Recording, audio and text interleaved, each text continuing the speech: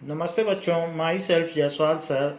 हम पढ़ रहे हैं class 10th science chapter heredity and evolution. Till now we have learnt about DNA, chromosomes and gene. Chromosomes में हमने देखा it is the condense form of DNA and it contains genetic material. Now we will move ahead with the topic accumulation of variation.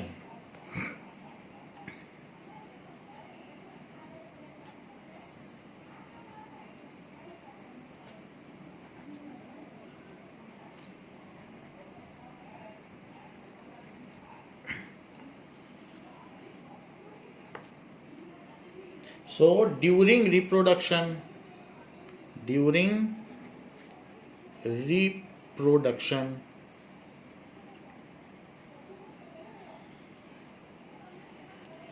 let us understand this by one example, that a person, an individual is like this. इसको एक symbol सा समझ लीजिए कि एक individual अगर इस तरीके से है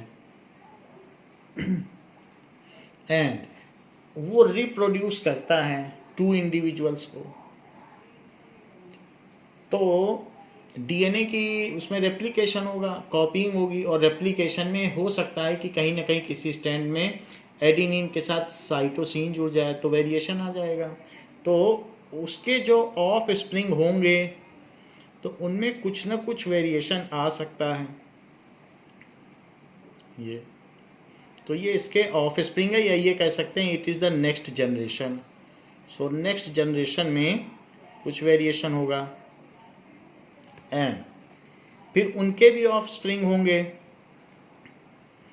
और उनमें भी कुछ ना कुछ वेरिएशन हो सकता है। जैसे कि इस ऑफ स्प्रिंग ने नेक्स्ट जनरेशन, इसको कहेंगे फर्स्ट फिलियल जनरेशन या F1 जनरेशन। तो ये पेरेंटल ये है generation, it is F1 generation, it is F2 generation. So second filial generation,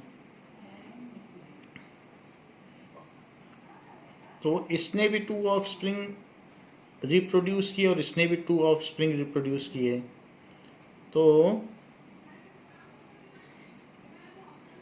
इन सब में कुछ न कुछ वेरिएशंस आ गए। Let us see which kind of variations it is having. तो अर्लियर जो ये था, इसमें हम कलर से रिप्रोड्यूशन वेरिएशन तो बता रहे हैं, like this was the earlier case. लेकिन इनके बच्चों में कुछ न कुछ डीएनए में जब रेप्लिकेशन हो रहा था तो कहीं ना कहीं इसके साथ कुछ गलत जुड़ गया, और उसमें भी जो two different double standard DNA बन रहे थे तो कुछ न कुछ कहीं चेंज आ गया होगा 0.001%। तो उसकी वजह से इसमें एक वेरिएशन इंट्रोड्यूस हो गया जिसने इसके जीन को बदल दिया, और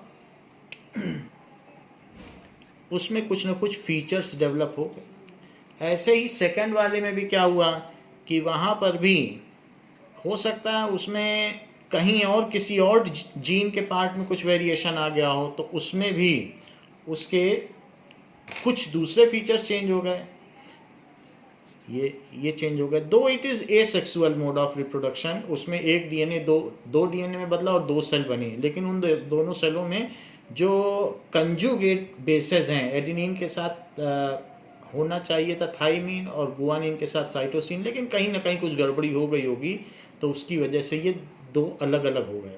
अब जब ये अपने ऑफ स्प्रिंग पैदा करेगा और ये अपने ऑफ स्प्रिंग पैदा करेगा तो इस चीज़ को कैरी कर लेगा, जो इसमें वेरिएशन आया है वो अपने बच्चों को दे देगा, और इसी तरीके से जो इसमें वेरिएशन आया है वो भी इसके बच्चों में ट्रांसफ़र हो जाएंगे। So the variation will be transferred to next generation. जो उसको बाई चांस मिला था वो नेक्स्ट जनरेशन में आ जाएगा। हो सकता है जब इसकी रेप्लिकेशन हो रही थी तो जो नए सेल बने उसमें एक्सीडेंटली कुछ और चेंज आ जाए, और उस चेंज की वजह से फ्यू मोर वेरिएशंस में गेट इंट्रोड्यूस। ऐसा भी हो सकता है कि कुछ न कुछ नया वेरिएशन इंट्रोड्यूस हो जाए, तो इसमें यहाँ पे कुछ दूसरा वेरिएशन इंट्रोड्यूस हो सकता है। और इसी तरीके से तो यहाँ जो पहले था वो रहा ही, और उसके साथ यहाँ एक और वेरिएशन इंट्रोड्यूस हो गया है। सेकंड बच्चे में भी हो सकता है कि इसी तरीके से कुछ ना कुछ वेरिएशन में चेंज आ जाए। तो इसमें भी कुछ चेंज आ गया। तो जो पहले के वेरिएशन हैं that is carried forward, and in next generation few more new variations are produce. तो इस तरीके से वेरिएशंस बढ़ते चले जा रहे हैं, जनरेशन टू जनरेशन ये बढ़ते चले जा रहे हैं। ऐसे ही इसने जब यहाँ पर किया तो इसमें भी कुछ ना कुछ चेंज आ गया। तो पहले वाला जो ग्रीन कलर का वेरिएशन है वो तो था ही, उसके साथ ये एक और वेरिएशन आ गया। ऐसे ही यहाँ पर भी कुछ एडिशनल वेरिएशन हो सकते हैं, तो हो सकता है इसमें कुछ अलग से वेरिएशन आ जाए। तो हम यहाँ देख रहे हैं कि ड्यू टू दिस कुछ ना कुछ वेरिएशन आ सकते हैं, हो सकता है नहीं भी आए, आइडेंटिकल प्रूफ रीडिंग हो जाए। तो इस तरीके से जब वो कैरीड फॉरवर्ड होते हैं। So the meaning, the point is to say that it is parent, ये फर्स्ट फिलियल जनरेशन है। So that is parent gene है, और उससे फिर जो है F1 जनरेशन पैदा हुई। F1 यानी फर्स्ट फिलियल।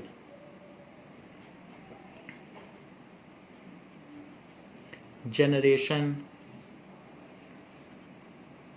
और फिर उसके बाद F2 second filial generation,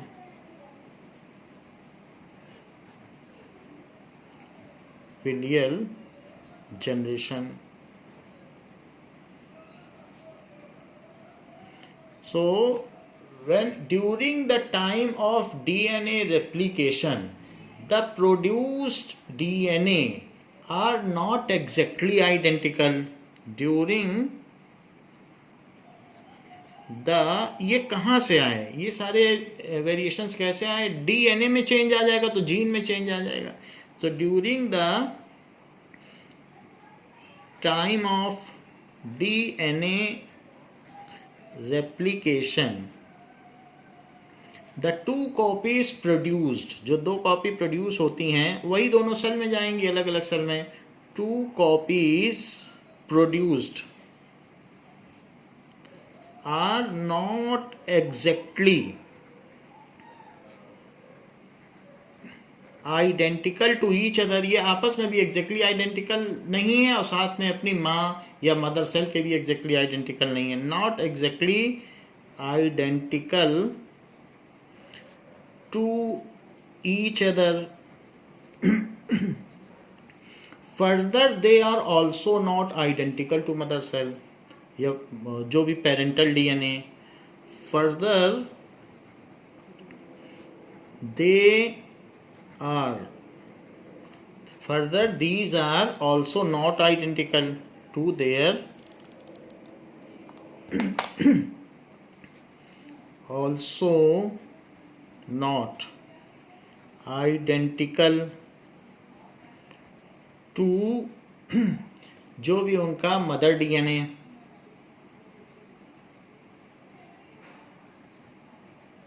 So this variation in DNA leads to change in gene construct। भाई डीएनए में चेंज आ जाएगा तो जो जीन है उसमें बदलाव आ जाएगा। This variation in DNA, DNA के लॉन्ग सेगमेंट कोई तो जीन कहते हैं, तो अगर उसके सीरीज में कुछ बदलाव आएगा तो उसके फिर जीन में बदलाव आ जाएगा। This variation in DNA alters, बदल देता है, द जीन कंस्ट्रक्ट, तो उसका जीन बदल जाएगा। Gene construct of next generation, of next generation. So their genotype, उनका जीन बदल गया, तो जीन का जो टाइप उसको कहते हैं genotype. So the genotype of F1 generation, यानी उस पेरेंट जनरेशन के बाद जो F1 जनरेशन है वो चेंज हो गई। सो जीनोटाइप ऑफ नेक्स्ट जनरेशन जो भी है चेंज हो जाती है। जीन का जो टाइप है उसे ही जीनोटाइप कहा गया है। जनरेशन चेंजेस, और अगर जीन में चेंज हो गया तो जीन से ही तो हमारे फिजिकल अपीयरेंस होते हैं। So it changes the phenotype, यानी physical appearance. It changes the phenotype,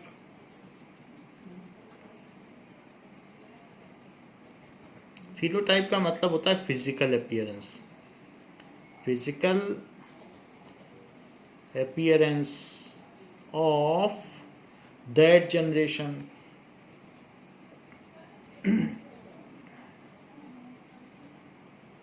जिसको कि हम स्टडी कर रहे हैं उसको मतलब F1 जनरेशन कहा जा सकता है, कि पेरेंट से जो बनी वो F1 जनरेशन हुई, फर्स्ट फिलियल, फाइल से फिलियल बना है। Now when F1 generation reproduce their daughter cells, when F1 generation, तो F1 जनरेशन के भी डीएनए कभी ना कभी जब बढ़ते जाएंगे, ग्रो करेंगे, तो फिर से वो रेप्लिकेट करेंगे तो फिर से उसमें वेरिएशंस होंगे। F1 generation reproduce their daughter sales,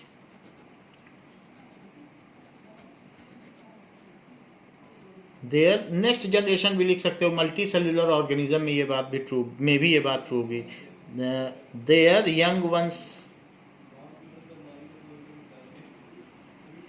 then the earlier alteration, जो शुरू में वेरिएशन हुआ है, that are carried forward along with the newly introduced variation.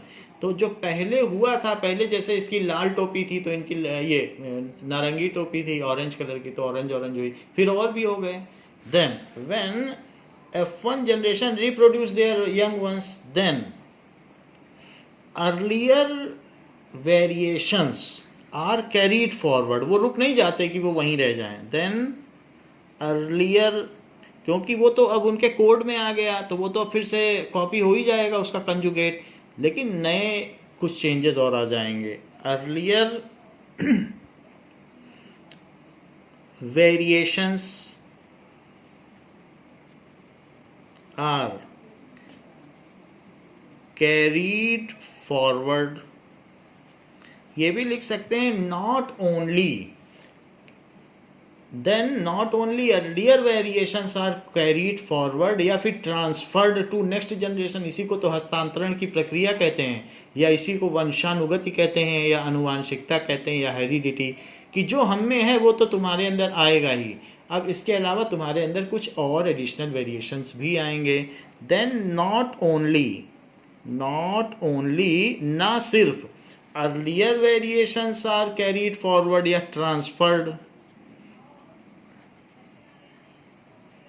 To F2 generation, वो जो बदलाव हैं वो अगली जनरेशन को ट्रांसफर कर दिए जाते हैं, transferred to F2 generation.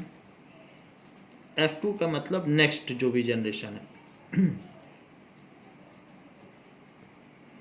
But also, not only वो ट्रांसफर किए जाते हैं, but also newly introduced variation takes place, new variations are exhibited in that generation. New variations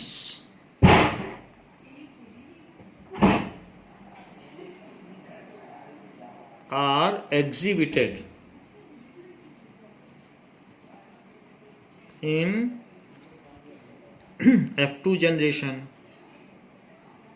तो इस तरीके से जनरेशन टू जनरेशन हमारा जो पहले के वेरिएशंस है वो एक्यूमुलेट होते जाते हैं और नए वेरिएशंस आते जाते हैं। इन दिस वे, तो इस वजह से with in a species there are a number of variations are found. This is the reason, क्योंकि एक ही जनरेशन से तो कोई स्पीसीज नहीं चल रही है, हजारों जनरेशन हो गई होंगी स्पीसीज को पैदा हुए, फिर next generation. So this is the reason that a number of variations are found within the species. A number of variations are found within the species. तो किसी भी स्पीसीज में बहुत सारे वेरिएशंस पाए जाते हैं।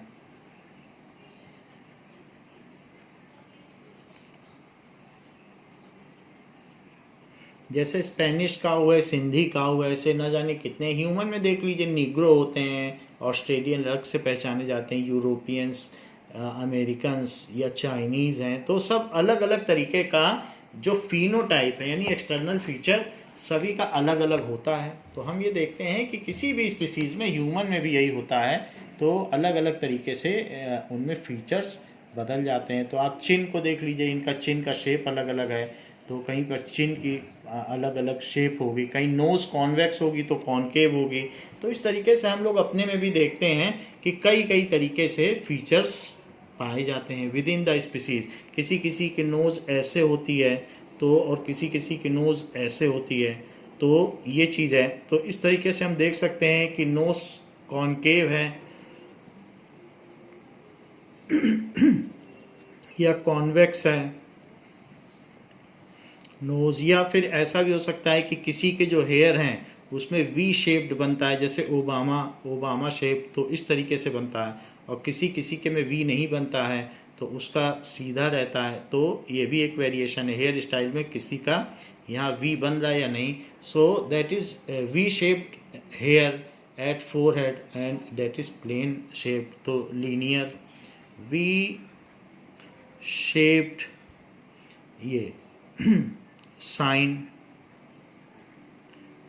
इन फोरहेड,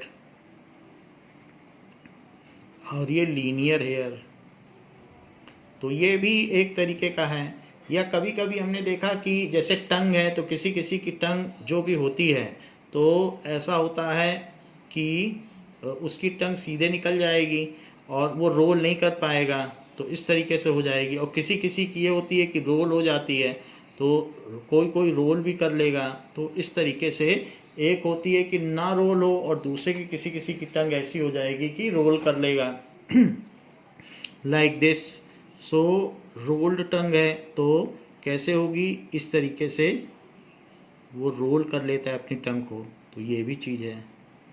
तो दीज आर द वेरिएशंस। तो रोल्ड टंग, या फिर ये कहा जा सकता है कि फ्लैट टंग।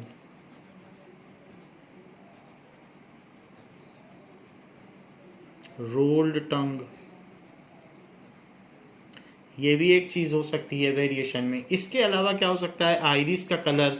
सो जो आई में आइरिस है उसका कभी कभी ये भी हो सकता है कि ये ब्लू कलर की होगी, और किसी दूसरे में क्या होगी, ये दूसरे में जो होगी वो ब्राउन कलर की होगी। तो ब्लू कलर्ड की होगी या ब्राउन कलर की होगी आइरिस। ये भी चीज़ें देखने, कभी किसी में ब्लैक भी हो सकती है। तो ये अगर ये आई का जो कलर है ये ब्राउन होगा कि ब्लैक होगा कि ग्रीन होगा, तो कई तरीके के the different pair of gene ही तो इसको डिसाइड करते हैं। तो यहाँ पे ब्राउन हो गई, और किसी केस में क्या हो सकती है, ये ब्लू हो सकती है तो इनको एलील्स कहते हैं। The various types of gene which are exhibited in a particular organs are called allele. तो ऐसा भी हो सकता है कि अब जैसे आई के कलर में हम देखें, किसी में ब्लैक भी हो सकती है, तो ब्लैक वाले में भी होगा, तो वो भी हो सकती है। तो वो जितनी भी तरीके की आईज है, किसी किसी में ग्रीन ब्लूइश भी होती है, तो जैसा भी कलर होगा वो उसका क्या कहलाएगा, एलील कहलाएगा। ना तो ये चीज़ ब्लैक हो गई। इस तरीके से हम देख सकते हैं कि सबका अलग अलग आई का कलर हो सकता है। सो ये जो भी चीज़ है, तो colour of iris, colour of iris ये भी देखने को मिलता है। इसके अलावा क्या है जो फिंगर्स ऑफ टो हैं उसमें भी फ़र्क देखने को मिलता है। जो थंब है, फिंगर ऑफ थंब, तो किसी किसी में उसके बाद की फिंगर छोटी होती चली जाती हैं, तो ये चीज़ है। तो इस तरीके से, और फिर किसी किसी के पैर में क्या होता है कि जो सेकंड फिंगर होती है थंब फिंगर की नेक्स्ट फिंगर वो बड़ी होती है, ऐसा भी देखने को मिलता है, फिर वो छोटा होने लगता है। तो दिस इज जो सेकंड फिंगर है उसमें चेंज पाया जाता है। सो इट इज जो type of fingers in feet, type of fingers in feet.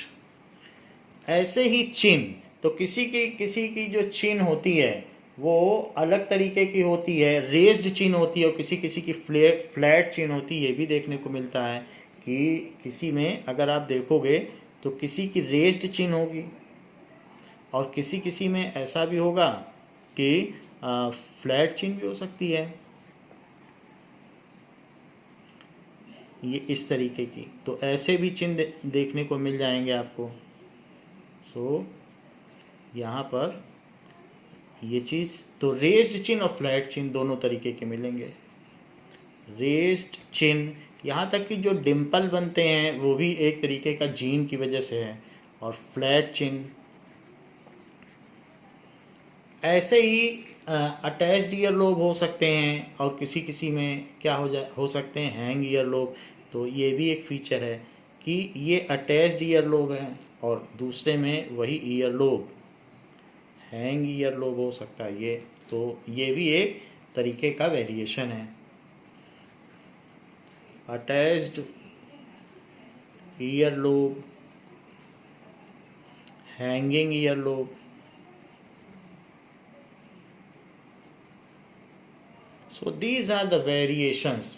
बहुत तरीके के वेरिएशंस देखने को मिलते हैं। और भी बहुत सारी चीज़ें हम देख सकते हैं कि टॉलनेस, डॉफनेस, ये भी चीज़ें हैं। कलर ऑफ स्किन, तो और भी वेरिएशंस हम देख सकते हैं, टॉलनेस और डॉफनेस। कलर ऑफ स्किन अलग अलग होता है, colour of skin black, white, wheatish, अलग अलग तरीके की होती है। तो ये भी वेरिएशंस हैं। इसके अलावा भी हेयर ऑन स्किन या विदाउट हेयर, सो हेयर या विदाउट हेयर स्किन, ये भी वेरिएशन है। जैसे चाइनीज़ में हेयर नहीं होते हैं, विदाउट हेयर, तो ये भी skin. These are the various types of variations. तो ये डीएनए में चेंजेस होते हैं तो उसके तरीके से वेरिएशंस आते रहते हैं, फिर न्यू वेरिएशंस भी एक्यूमुलेट होते रहते हैं। और वो स्पीसीज़ अगर कहीं माइग्रेट नहीं करेगी तो वो उस एक तरीके की स्पीसीज़ उसी जगह में एक जैसी दिखती है। तो हम चाइना में जाएंगे तो सारे चाइनीज़ ही दिखेंगे, क्योंकि उसमें जो शुरू में वेरिएशन आया होगा वहाँ अलग टाइप के वेरिएशंस आते रहे, इंडिया में अलग टाइप के, और माइग्रेशन हुआ नहीं ज़्यादा। तो उसकी वजह से यहाँ उसी में और बढ़ते जाएंगे, तो और एक डायरेक्शनल चेंज होता रहेगा फेस में और फीचर में। तो हम लोग मिक्सअप नहीं होंगे। तो अगर हम लोगों में सेक्सुअल रिप्रोडक्शन दूसरे कंट्री के साथ नहीं होगा, यहीं पर ही रिप्रोड्यूस करते रहेंगे, तो यहीं के वेरिएशन एक्यूमुलेट होंगे and carried forward by the previous variations. तो इस तरीके से हर जगह के वेरिएशन अपने आप अपने तरीके से बढ़ते हैं, क्योंकि इतना कहीं तो इंटरकास्ट और इंटर जो भी होती है दूसरे देशों में मैरिज तो होती नहीं है। तो हम ये देख रहे हैं कि वेरिएशंस होते हैं। अब जरा देखें कि now what does it mean by variation. Variation का मतलब क्या होता है?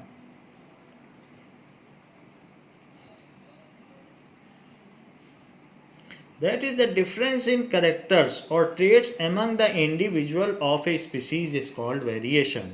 तो विद इन द स्पीसीज ये आपको देखना है। आप ये नहीं देख सकते कि अपना चेहरा बिल्ली से मिलाने लगो या कुत्ते से या किसी और से, तो आप किसी एनिमल से नहीं मिला सकते हो, अपने स्पीसीज में ही वेरिएशन देखना है। So the difference in characters, the difference in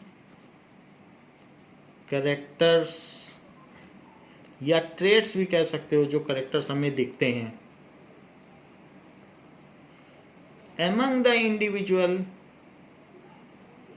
among the individuals of a species is called variation. तो ये सब एमंग द इंडिविजुअल के बीच में जो जो चीज़ पाई जाएगी उसको वेरिएशन कहेंगे. So a particular gene with in a species is reflected in various forms. जैसे आई का कलर निर्धारित करने वाली जो जीन है, तो वो पर्टिकुलर जीन कई कई तरीके से पाई जा रही है. किसी में ब्लू आइड है, किसी में ग्रीन आइड है, ब्राउन आइड है, ब्लैक आइड है. सो वो उसके जितने भी फॉर्म हैं, all forms of A gene which determines a particular trait are called alleles. What does it mean by alleles? So all जो भी हैं forms of gene, जितने भी हैं, जैसे कई तरीके का हो सकता है और भी कई तरीके की ईयर लोब्स हों, तो वो देखो कि जो थर्ड क्रोमोसोम का 1000वां जीन है, अगर मान लो वो ईयर लोब डिसाइड कर रहा है, तो हम कहेंगे कि उसके पूरी दुनिया में देख के आओ कि कितने तरीके के ईयर हैं, फिर उनकी जीन देखो कि वो ईयर किससे डिसाइड हो रहा है, कहाँ पे वो अल्ट्रेशन है जिससे इनके ईयर में ये शेप आ रहा है. तो उसके लिए डीएनए रीडिंग और टेक्नोलॉजी है, तो वो है माइक्रोबायोलॉजी. तो उसमें हम पढ़ते हैं तो पता चल जाता है कि ईयर का शेप किस जीन से और किस क्रोमोसोम के किस पार्ट से डिसाइड है. तो वो हम देख लें, तो जितने भी तरीके के जीन हैं जो ईयर के लिए रिस्पॉन्सिबल हैं, उन सब को एक साथ कलेक्ट कर लो तो वो एक दूसरे के एलील्स कहलाते हैं. All forms of gene which determines a particular trait, which determines a particular trait, उसको क्या कहेंगे?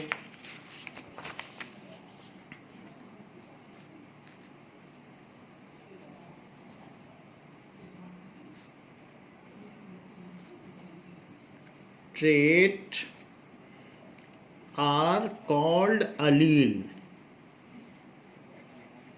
alleles of that trait या जीन. तो वो जो भी जीन है उसके सब alleles कहे जाएंगे. जितने तरीके की ये नाक पाई जाती है या कुछ भी है, तो वो अलग अलग तरीके से alleles कहे जाएंगे. उनमें माइनर डिफरेंस ही होगा. Now what is the significance of variation और उसका क्या advantage है? So the significance of variation shows up only if it continues to be inherited by offspring for several generation. कई बार ऐसा भी होता है कि अगर कोई डीएनए के रेप्लिकेशन में सही तरीके से चेंज नहीं आया, तो फिर वो आगे फॉरवर्ड नहीं होता है, फिर आगे एडिनिन के साथ फिर से जो है थाइमीन ही जुड़ जाता है, या जो भी करेक्शंस है वो हो जाते हैं. तो सिग्निफिकेंस तो तभी है कि जो वेरिएशन हमारे 4 फादर्स एंड उससे पहले 4 फादर्स में हुआ है, अगर वो कैरी फॉरवर्ड होगा तो ही सिग्निफिकेंस है. तभी उसका कोई मतलब है. एक जनरेशन में आके विलुप्त हो गया तो उसका कोई सिग्निफिकेंस नहीं है. So significance and advantage of variation.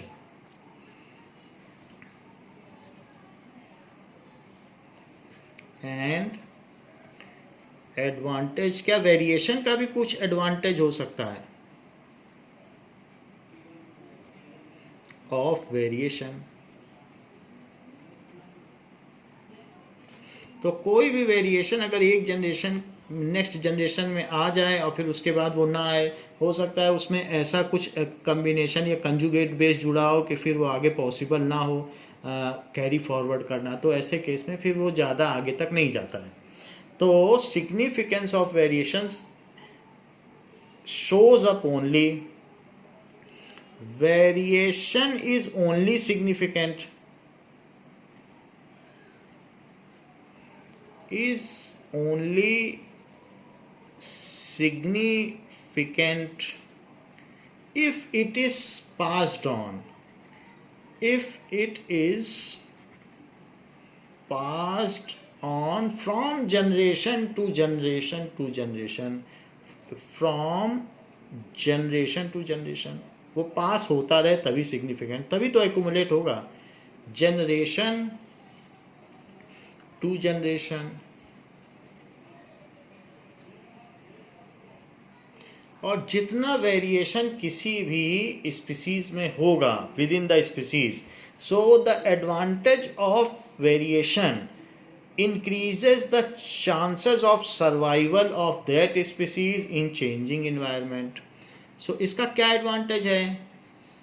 Advantage of variation is that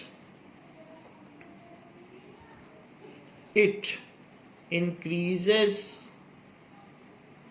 the chance of survival. बहुत सारा वेरिएशन है, तो अगर बहुत हॉट हो जाए, ग्लोबल वार्मिंग हो जाए, तो कुछ लोग जीवित रह जाएंगे, कुछ मर जाएंगे, लेकिन स्पीसीज तो बच जाएगी. So increases the chance of survival of that species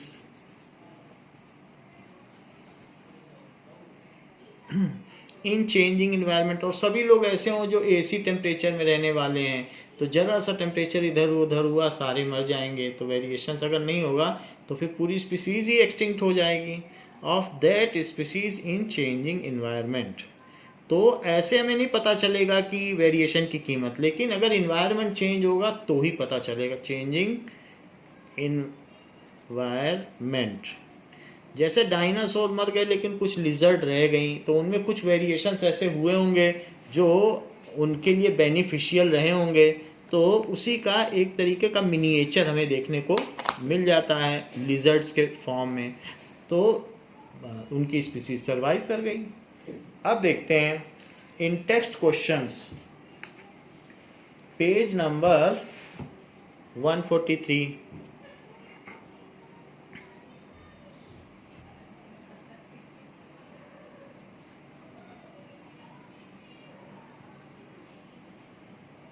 Now,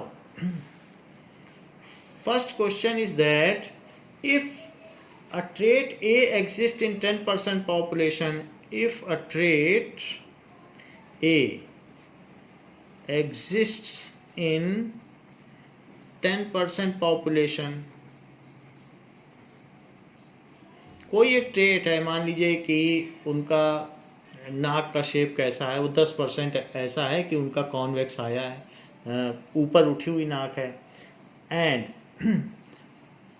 population of an asexually reproducing species, of asexually reproducing, यानी वो डीएनए के रेप्लिकेशन से ही बढ़ रही है. रिप्रोड्यूसिंग, मैटरनल और पैटर्नल दोनों का कंट्रीब्यूशन नहीं है, सिर्फ डीएनए रेप्लिकेट हो रहा है, उसी से बढ़ रही है. रिप्रोड्यूसिंग स्पीसीज ऐसा है. And a trait B exist, and a trait B, और दूसरा कुछ और ट्रेट है जैसे हैंग्ड ईयर लोब और attached ear lobe. Trait B exist in, तो 60% ऑफ सेम पॉपुलेशन,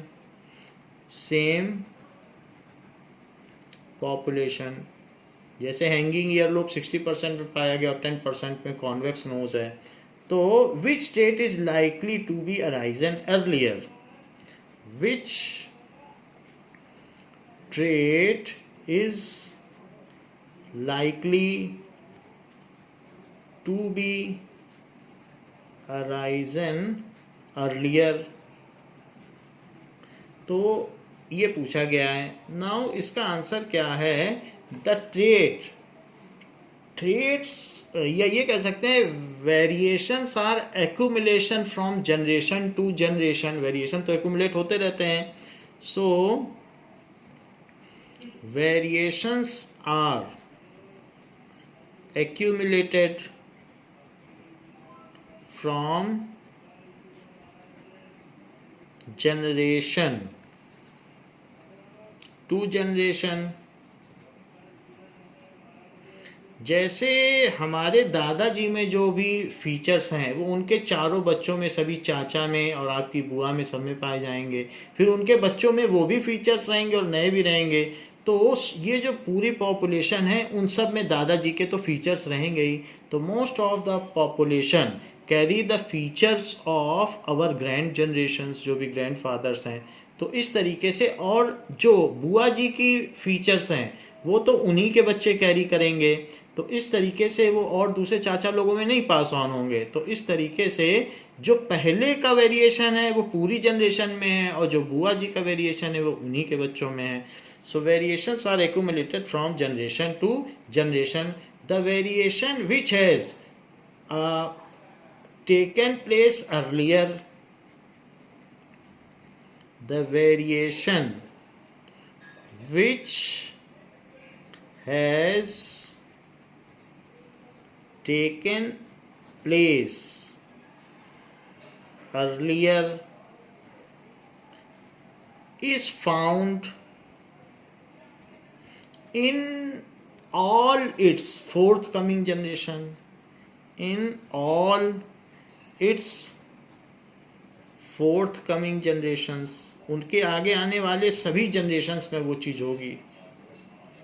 जनरेशन्स, जैसे कि आप यहाँ देख लें कि कोई भी वेरिएशन यहाँ है, तो अगर ये इस तरीके का है ऑरेंज कलर का, तो आगे वाले में सभी में पाया जाएगा। ये ग्रीन है और आगे भी बढ़ेगा तो ऑरेंज सभी में होता चला जाएगा। इसमें सबका जो बेस है वो ग्रीन होता चला जाएगा।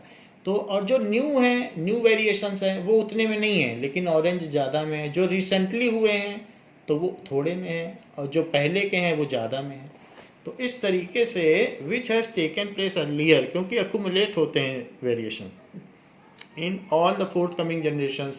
Now, the variation which takes place later on will takes place in that confined group of generation.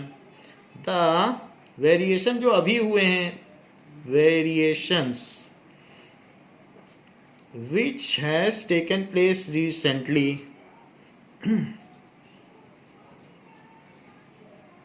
which have taken place recently, जो अभी अभी हुए हैं, which have taken place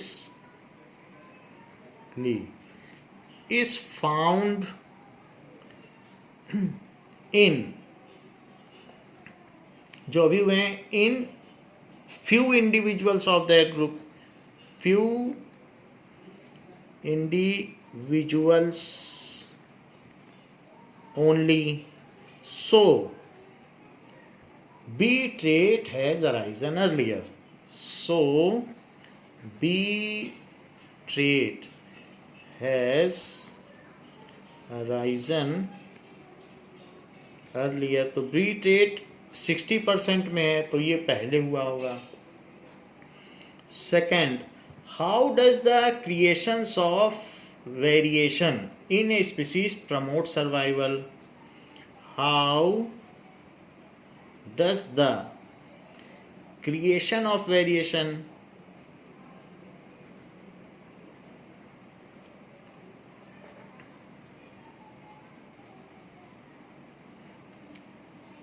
in a species promotes survival?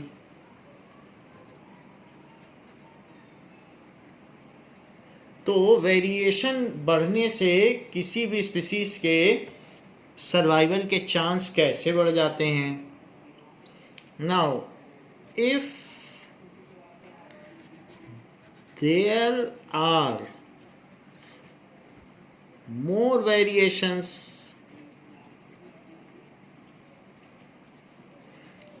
within the species, then different members of that species can survive in different climatic condition. Then different group of members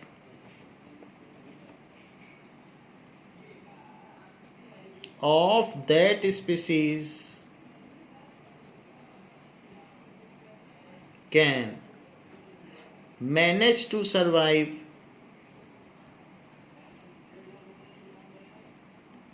in changing environmental condition, जो भी change होने वाली होगी, changing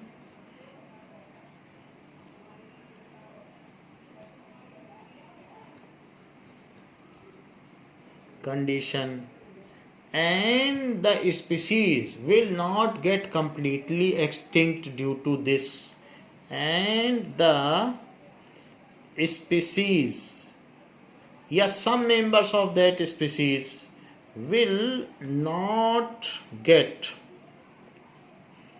completely, वो पूरी तरीके से विलुप्त नहीं होगी, एक्सटिंक्ट, इसकी वजह से, क्योंकि कुछ ना कुछ मेंबर जिंदा रह जाएंगे. फॉर एग्जाम्पल कि there are a wide range of bacterias found, so a vast variation takes place in bacteria, a large amount of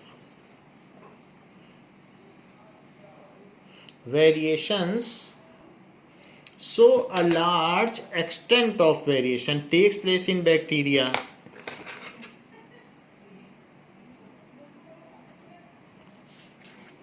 उससे क्या होता है,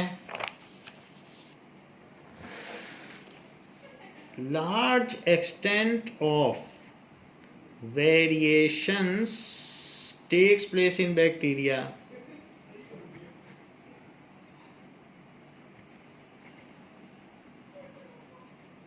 बैक्टीरिया एक मोनेरा की स्पीसीज है, तो मोनेरन्स कोई बैक्टीरिया कहा जाता है. They can survive in most hostile climatic condition. They can survive in most hostile climatic condition. क्यों वो कर पाते हैं? climatic condition due to these variation,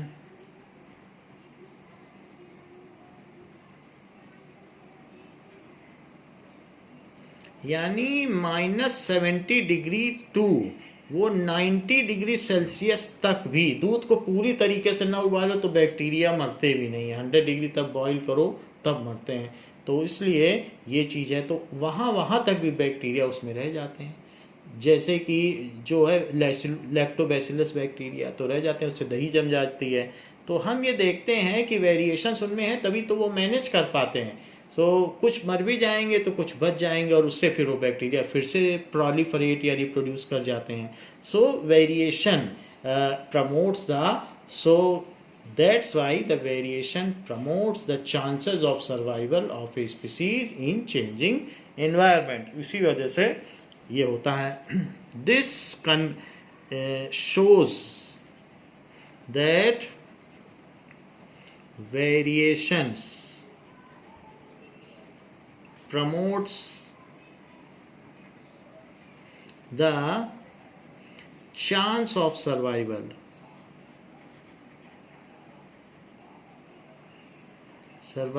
of that species.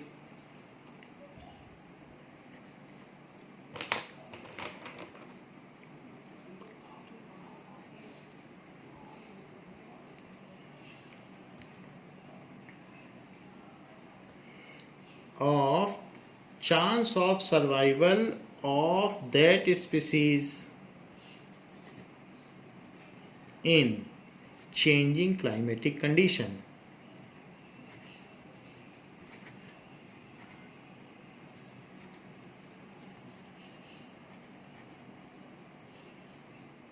ये बात यहाँ पर बताई गई कि वेरिएशन इज दो not necessary for individual but for species it is advantageous. Now we will see some pictures related to cell division and DNA and chromosomes.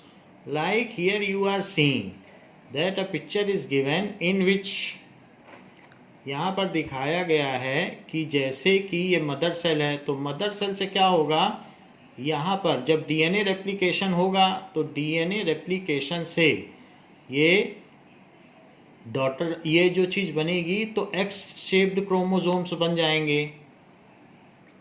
जैसे यहाँ पर दिखाया गया है कि मदर सेल है, मदर सेल से जब डीएनए रेप्लिकेशन होगा तो उसका डबल अमाउंट हो गया, और ये सेंट्रोमियर से यहाँ पर अटैच्ड है. हाउएवर ड्यूरिंग सेल डिवीजन ये तभी एक्स शेप में आएंगे जब सेल डिवीजन होगा, अदरवाइज ये इस फॉर्म में रहेंगे. आफ्टर सेल डिवीजन ये होंगे और फिर उसके तुरंत बाद ये फिर डीएनए में खुल जाएंगे. पूरे टाइम फिर खुले ही रहेंगे। तो ये चीज़ होता है। तो अब जैसे सेल ये है, फिर उसका डीएनए रेप्लिकेशन हुआ तो क्रोमोसोम एक्स शेप में हो गया, तो ये 4n अमाउंट है, जबकि ये पेयर ऑफ क्रोमोसोम है, सिंगल पेयर ऑफ क्रोमोसोम है, एक मैटरनल और एक पैटर्नल। फिर उनका डबल अमाउंट हो गया, तो डबल अमाउंट तो नहीं चाहिए किसी में, 4n अमाउंट, तो इसलिए वो सारे सेंटर में आ गए और सेंट्रियोल ने उनको खींच लिया सेंट्रोमियर से। यहाँ पर उन्होंने माइक्रोट्यूबुल से उसको स्पिंडल शेप्ड माइक्रोट्यूबुल से उसको बांधा और खींच लिया, तो ये सारे खींच के इधर इधर आ गए। तो ये जो चीज़ हुई है, it is the same as जो पहले 2n अमाउंट था, यानी पेयर में थे वो 2n फिर हो गया, बीच में 4n होता है। तो DNA replication followed by cell division is called mitosis. तो इस तरीके से हमने माइटोसिस देखा और उसमें उतना ही अमाउंट का डीएनए फिर से हो जाता है। तो रेप्लिकेशन जरूरी है, फिर उसके बाद सेल डिवीजन होगा। इसके अलावा हम यहाँ पर देख सकते हैं कि इस तरीके से क्रोमोसोम का शेप होगा। जब भी डुप्लीकेशन होगा तो क्रोमोसोम में ये चीज़ होगी, ये सिस्टर क्रोमाटिड्स हैं डुप्लीकेशन के बाद, और फिर माइटोसिस में ये यहीं से टूट जाएंगे। तो माइटोसिस और म्यूसिस दो चीज़ होती है। तो ये जो चीज़ है, डुप्लीकेशन के बाद एक बार सेल डिवीजन हो तो उसको कहेंगे माइटोसिस, और 2 बार सेल डिवीजन हो जैसा कि पहले बताया जा चुका है तो फिर वो म्यूसिस हो जाएगा। तो अभी इसमें आप देख रहे हैं कि 2n अमाउंट है, तो जो भी चीज़ है ऐसे डबल हुआ, फिर ये अलग, फिर 2 सेल बन जाएंगे। तो यहाँ पर पूरी बात नहीं बताई गई है, यहाँ पर तो एक ही सेल का करके दिखाया गया है इस तरीके से, बट पूरी बात आपको हमने एक्सप्लेन कर दी है। बाकी क्रोमोसोम्स जो हम लोगों की बॉडी में होते हैं, तो ये X है और ये Y है, ये मेल क्रोमोसोम है जो मेल जेंडर को डिसाइड करता है। अगर XY दोनों हैं तो Y डोमिनेंट ट्रेट है, तो वो बच्चा जो भी होगा, जो 23rd पेयर है उसको सेक्स क्रोमोसोम कहते हैं। तो अगर Y भी है, क्योंकि जो भी ट्रेड्स हैं या जो जीन हैं, जब क्रोमोसोम इन पेयर हैं तो जीन भी इन पेयर हैं, तो ट्रेड्स इन पेयर हैं तो फैक्टर्स इन पेयर हैं। तो हमारी बॉडी में जो 23rd पेयर है उसमें या तो XX हो सकता है या XY हो सकता है, 2 Y तो नहीं हो सकते हैं। हर मेल में 2 तरीके से होंगे। तो इस तरीके से अगर कभी X और Y होगा तो वो उसमें Y डोमिनेंट है तो मेल पैदा होगा, और अगर XX होगा तो फीमेल पैदा होगी, क्योंकि रिसेसिव ट्रेट्स वो होते हैं जो अपने ही आइडेंटिकल जीन के प्रेजेंस में अपना फीचर शो करते हैं। तो फीमेल होना रिसेसिव ट्रेट है और मेल होना डोमिनेंट है ट्रेट है, जो अल्टरनेट जीन की प्रेजेंस में अपना फीचर शो कर दे। तो Y अपना फीचर शो कर देता है, तो इसलिए Y जो है डोमिनेंट ट्रेट हुआ। ये तो हमने देख लिया है कि किस तरीके से डीएनए का रेप्लिकेशन होता है, किस तरीके से खुलता है और बाइंड होता है। अब हम आगे देखेंगे कि